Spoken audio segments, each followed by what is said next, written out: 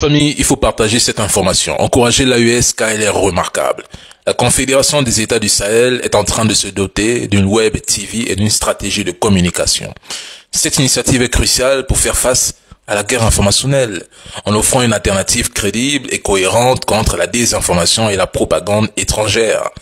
Une fois opérationnelle, la Web TV aidera à réduire la dépendance vis-à-vis des médias étrangers, renforçant ainsi la souveraineté informationnelle de la région. Elle permettra également d'éduquer et de sensibiliser la population sur les enjeux nationaux et internationaux en fournissant des informations vérifiées et contextualisées. Cette plateforme pourra mobiliser l'opinion publique contre les tentatives de manipulation extérieure, tout en permettant à l'AES de présenter sa vision des faits et de défendre même ses positions sur la scène internationale.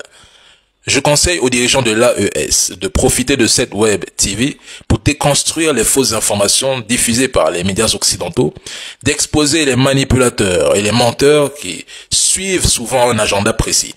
Des émissions spéciales sur la guerre contre le terrorisme au Sahel pourraient également être créées pour informer concrètement les Africains sur la situation réelle et les enjeux en jeu.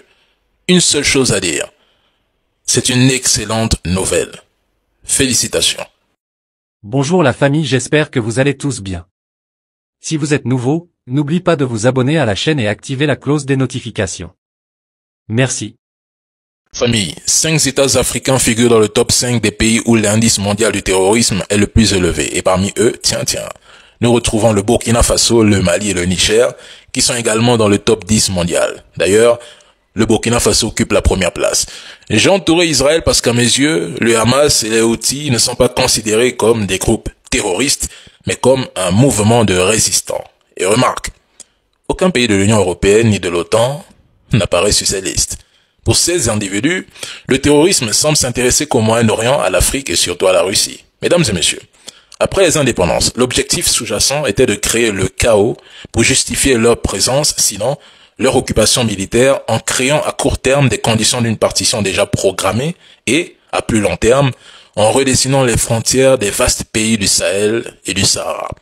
Sous le couvert de la démocratie, ces puissances orchestrent et instrumentalisent des mouvements divisionnistes, séparatistes ou terroristes avec pour objectif stratégique de créer des micro-États et des petites principautés ethniques ou tribales rivales.